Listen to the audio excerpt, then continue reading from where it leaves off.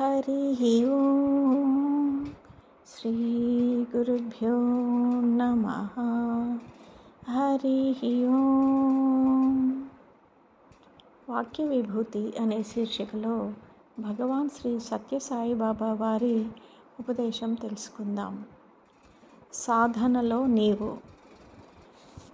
మహనీయులారా, మహాత్మ స్వరూపులారా, సాధనలో గూఢార్థం తెలియజేయటం కోసం మీ ముందుకి వచ్చాను.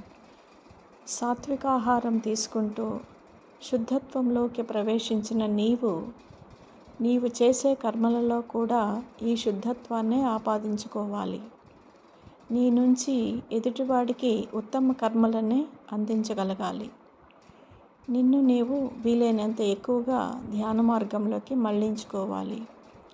దీనిలో నుంచి నీవు అంతర్ముఖుడుగా మారి జ్ఞాన ఫలాన్ని పొందగలుగుతావు.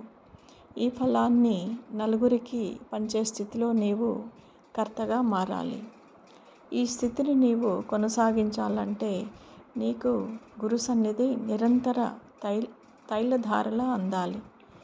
మీరు శుద్ధత్వంలోకి ప్రవేశించాక మీ ఆత్మే మీకు గురువుగా మారుతుంది.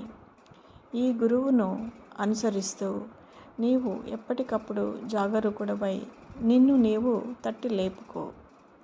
నీవు శుద్ధత్వంలోకి ప్రవేశించాక ధ్యాన మహిమను చవిచూడాలంటే మంత్రోపదేశం చేయగల గురువు సన్నిధి మీకు తప్పక కావాలి.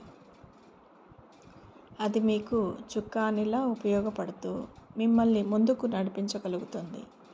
ఇప్పటి నుండి మీలో ఉత్తమ గుణాలే ఉద్భవిస్తాయి.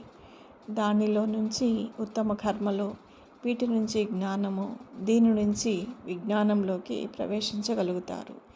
ఇదే మీరు చేయవలసిన ఉత్తమ సాధన. హరి ఓం శ్రీ గురుభ్యో నమః. హరి ఓం. ఓం శ్రీ సాయిరామ్.